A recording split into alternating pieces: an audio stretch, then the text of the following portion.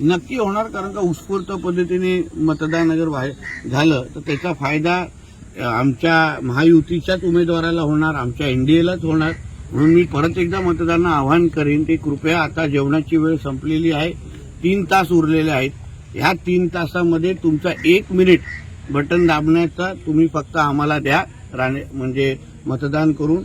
आणि पुढची 5 वर्ष आपल्या आयुष्यामध्ये आम्ही काय परिवर्तन आणू शकतो, जे तुम्ही गेल्या 10 वर्ष बघितलं नसेल, हे तुम्हाला परिवर्तन आम्ही आणून दाखवू. काही नाही किरणजी, आता मी माझ्या काही देवगडच्या भागात होतो, तिथे मला नेटवर्क नव्हतं.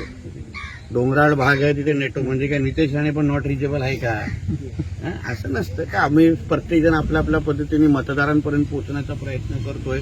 किरणजी करतायत, उदयजी, आम्ही सगळेजण करतो. आता डोंगराळ भाग असल्यामुळे सगळीकडे बीएसएनएलचं नेटवर्क नाही, जिओचं, म्हणून तर आम्हाला राणेसाहेब पाहिजे ना, म्हणून आम्हाला मोदीजी पाहिजे. आम्हाला गावागावामध्ये, आम्हाला जिथे शेवटचं टोकाचं घर आहे तिथे पण आम्हाला नेटवर्क पोचवायचं आहे, जे विनायक राऊत गेली 10 वर्ष पोचू शकले नाही. म्हणून आम्हाला मोदीजी पाहिजेत, राणेसाहेब पाहिजे, जेणेकरून पुढच्या 5 वर्षामध्ये आम्ही कोणीही तुम्हाला नॉट रिचेबल मिळता कामा नये, ह्यासाठी आपण ही संधी सोडू नका. जेव्हा आम्हाला तुम्ही मैदानात हरवू शकणार नाही, जेव्हा आमच्या बरोबर विकासाच्या मुद्द्यांबरोबर तुम्ही चर्चा करण्याची तुमची ताकद नाही, जेवढ्या तुमच्या पक्षप्रमुखांनी, अन्य नेत्यांनी सभा घेतल्या, जेवढ्या आमच्यावर टीका केली, पण आतापर्यंत एकही ते लोक बोलू शकले नाही की गेली 10 वर्ष विनायक राऊतांनी काय केलं.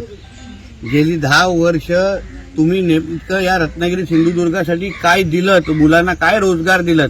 म्हणून मैदानात हरवू शकल्या नसल्यामुळे अशा शेंबड्या पद्धतीने आरोप करायचे आणि लोकांची दिशाभूल करायची. म्हणजे एक आहे की त्यांनी पराभव मान्य केलेला आहे, त्यांना कळून चुकलेलं आहे, मग कारण कुठलीही द्या, कळून चुकलेले आहेत. राणेसाहेब जिंकलेलेच आहेत, फक्त आता लीड जवळपास 3-3.5 लाखाची आमची वाढते, एवढं विश्वासाने